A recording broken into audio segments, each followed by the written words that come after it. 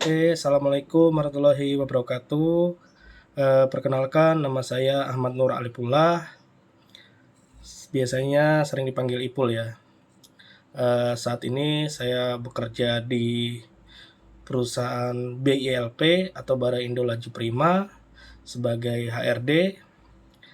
Saya di sini memenuhi tugas pelatihan staf HR siap kerja di bulan Oktober. Pertanyaannya ialah perusahaan tidak melihat kualitas kinerja baik dari sejumlah karyawan baru yang direkrut, memberlakukan mekanisme kontrak kerja yang tidak langsung panjang periodenya, agar selama periode kontrak awal, perusahaan dapat memastikan apakah kualitas kerja karyawan baru memenuhi kriteria atau sebaliknya. Lalu, langkah yang diambil agar kebutuhan tersebut dapat terpenuhi tanpa harus melanggar ketentuan yang berlaku. Jadi untuk menyikapi hal ini sebagai HRD, biasanya akan memberi masa kontrak PKWT selama 3 bulan ya, atau masa percobaan selama 3 bulan. Seiringnya waktu berlalu, kita juga memberi pelatihan dan pengembangan. Hal ini dapat membantu karyawan agar karyawan ahli di bidangnya yang ia lamar. Tidak hanya itu, kita juga membuat catatan tenaga kerja ya atau kinerjanya untuk karyawan baru selama masa percobaannya. Ini juga dapat digunakan sebagai dasaran kita untuk memutuskan tentang apakah mereka memenuhi kriteria atau sebaliknya. Nah, hal ini mengacu pada Undang-Undang Tenaga Kerjaan Nomor 13 tahun 2003 dan Undang-Undang Nomor 6 tahun 2023 Cipta Kerja, Undang-Undang Tenaga Kerja Nomor 13 tahun 2003 menekankan pentingnya memberikan peluang kerja sebanyak mungkin bagi tenaga kerja Indonesia melalui pemberdayaan. Nah, sementara untuk Undang-Undang Nomor 6 tahun 2023 Cipta Kerja bertujuan untuk menciptakan lingkungan ekonomi yang mendukung menciptakan lapangan kerja dalam menghadapi persaingan global yang semakin ketat. Nah, yang kedua, kita membahas tentang apa perbedaan antara pekerjaan waktu, pekerjaan harian, dan pekerjaan full time. Ya, pekerjaan paruh waktu, pekerja dalam jam kerja yang lebih singkat ya daripada kerja full time. Dan ini kadang memiliki kontrak kerjanya lebih pendek dan biasanya memiliki hak dan manfaat yang lebih sedikit dari yang full time ya. Untuk pekerja harian, bekerja dia sesuai kebutuhan dan untuk memiliki kontraknya dia cenderung juga sama ya, bersifat jangka pendek dan haknya manfaatnya juga terbatas. Nah, ini kadang digunakan sebagai kontraktor ya biasanya. Jadi dia tidak jangka panjang gitu. Seandainya proyeknya selesai ya juga selesai juga. Untuk pekerjaan full time, dia bekerja dalam jam penuh ya, kerja penuh, memiliki kontrak berkelanjutan dan hak serta manfaatnya lebih lengkap dan stabil ya. Jadi dari ketiga ini kita bisa bedakan ya, perbedaan utama terletak pada jam kerja, durasi kontrak, dan hak serta manfaat yang diberikan kepada masing-masing kategori pekerja.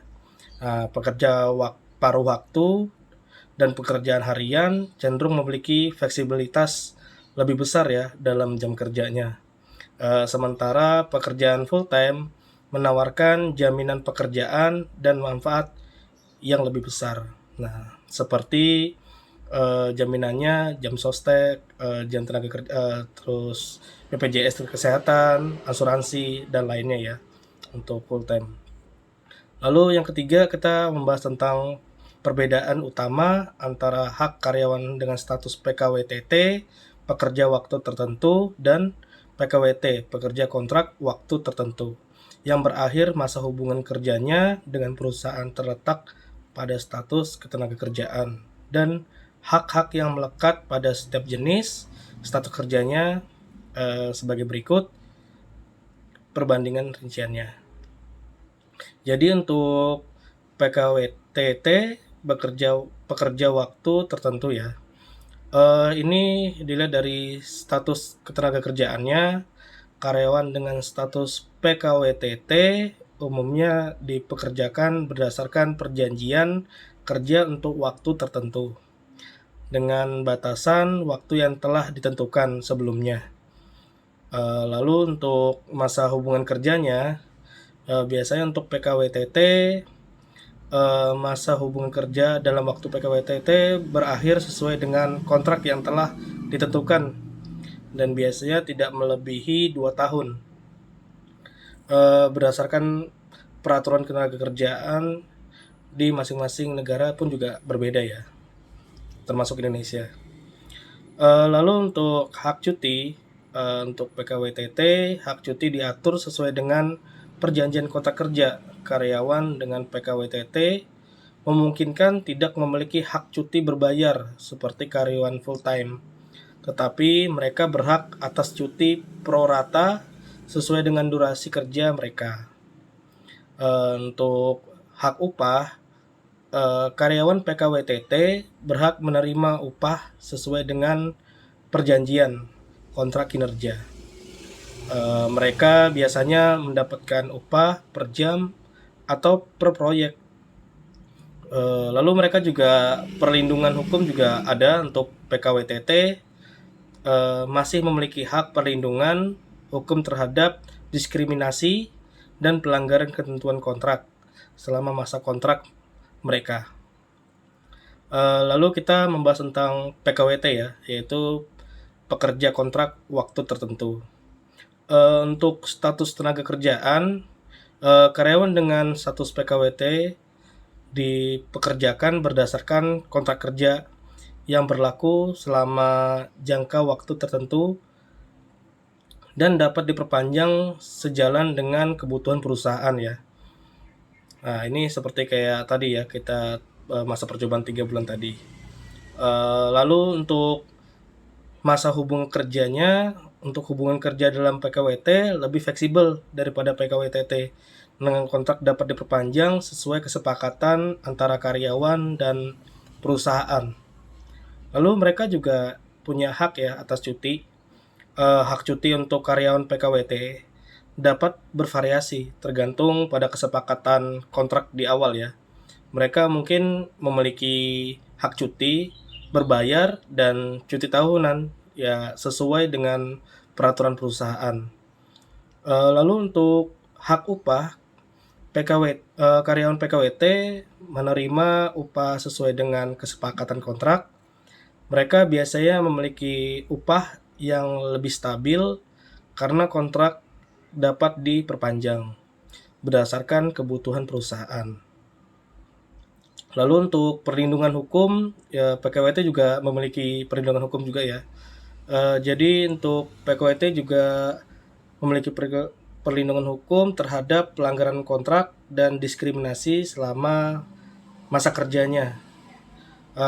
Perlu diingat, ketentuan ketenagakerjaan dapat bervariasi ya berdasarkan undang-undang di masing-masing negara, khususnya Indonesia ya, dan peraturan perusahaan. Nah, jadi oleh karena itu sangat penting untuk merujuk kepada kontrak kerja individu dan peraturan yang berlaku di Indonesia ya. Untuk memenuhi dan hak kebutuhan kewajiban yang berlaku, maka masing-masing jenis status PKWT dan PKWTT perlu dipahami ya buat semuanya ya. Mungkin itu beberapa tugas yang saya penuhi.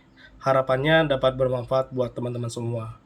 Saya akhiri. Wassalamualaikum warahmatullahi wabarakatuh.